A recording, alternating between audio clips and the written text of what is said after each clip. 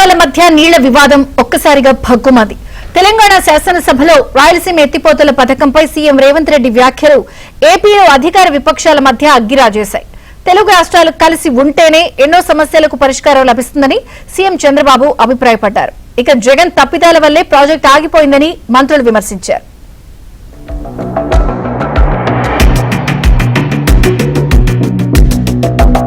తెలుగు రాష్ట్రాల మధ్య నీళ్లు నిప్పులు రాజేస్తున్నాయి.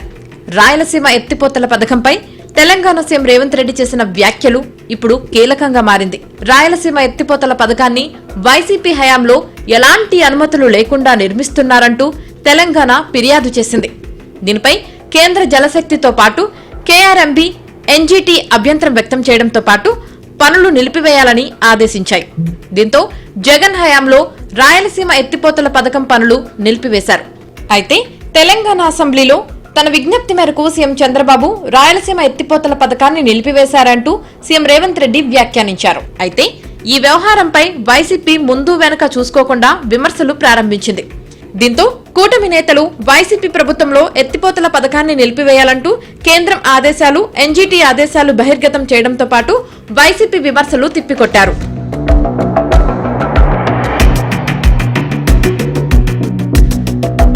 ఈ వ్యవహారంపై సీఎం చంద్రబాబు సైతం స్పందించారు.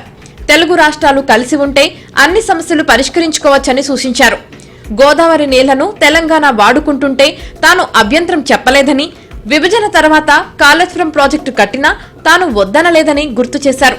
ప్రతి ఏడాది గోదావరిలో 3000 టీఎంసీల నీళ్లు సముద్రంలో వృధాగా కలిసిపోతున్నాయని సీఎం చంద్రబాబు వివరించారు. ఆంధ్రప్రదేశ్ లో ఉండే నదులన్నీ కలపాలి, తెలంగాణలో గోదావరి నీళ్లు కూడా వాడుకోవాల్సిన అవసరం ఉంటే వాడుకోవాలి.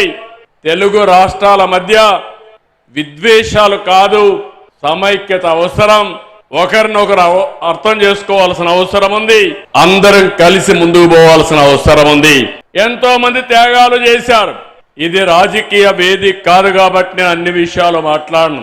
ఐక్యత వరకే ఇక్కడ మాట్లాడతాను. మిగిలిన విషయాలన్నీ బయట చెప్తాను.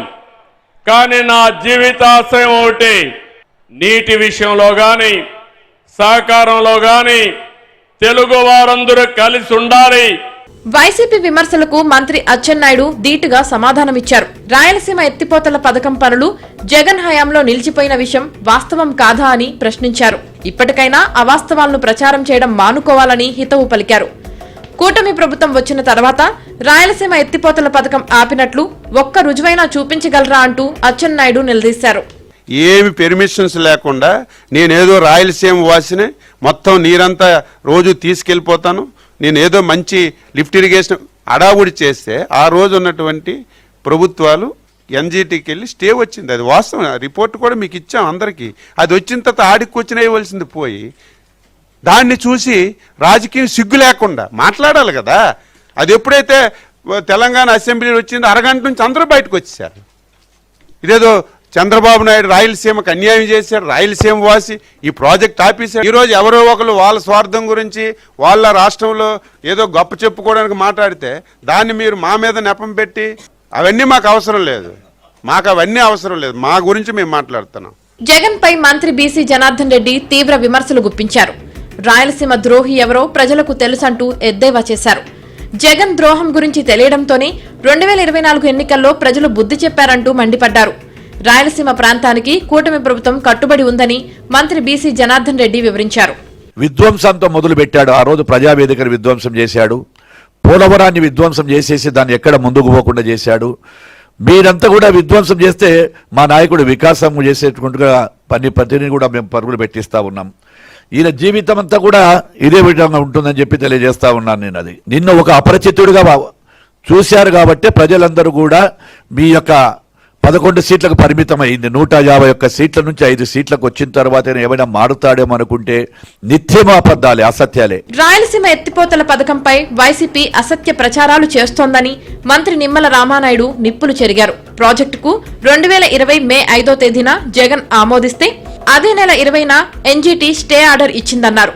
వైసీపీ ప్రభుత్వంలో రాయలసీమ నీటి ప్రాజెక్టులకు కేవలం 2000 కోట్లు మాత్రమే కేటాయించారని, కూటమి ప్రభుత్వం అధికారంలోకి వచ్చిన తర్వాత 18 నెలల కాలంలో 8 కోట్లు ఖర్చు పెట్టిన విషయం వాస్తవం కాదా అని ప్రశ్నించారు.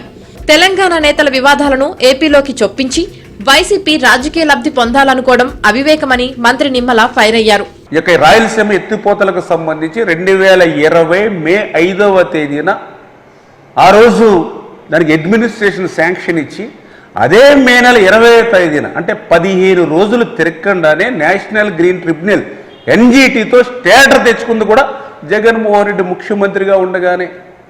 అంటే అడ్మినిస్ట్రేషన్ శాంక్షన్ ఒక చేత్తో 5వ తారీఖున ఇచ్చి ఇంకొక చేత్తో 20వ తారీఖునే మరి స్టేటర్ తెచ్చుకునేటువంటి మీరు ఈరోజు మళ్ళీ చంద్రబాబు నాయుడు గారి గురించి మాట్లాడేటువంటి అర్హత, రాయలసీమ గురించి మాట్లాడేటువంటి నైతిక అర్హత జగన్మోహన్ రెడ్డి గారికి ఎక్కడుందని నేను ప్రశ్నిస్తూ ఉన్నా. తెలుగు రాష్ట్రాల మధ్య వివాదాలను పరిష్కరించేందుకు కేంద్ర ప్రభుత్వం అపెక్స్ కౌన్సిల్ నిర్ణయం మేరకు కమిటీని నియమించడంతో వివాదాలు సమసిపోయి ఐకమత్యంగా ఉండి ప్రయోజనాలను కాపాడుకోవాలని జలవనరుల శాఖ నిపుణులు సూచిస్తున్నారు.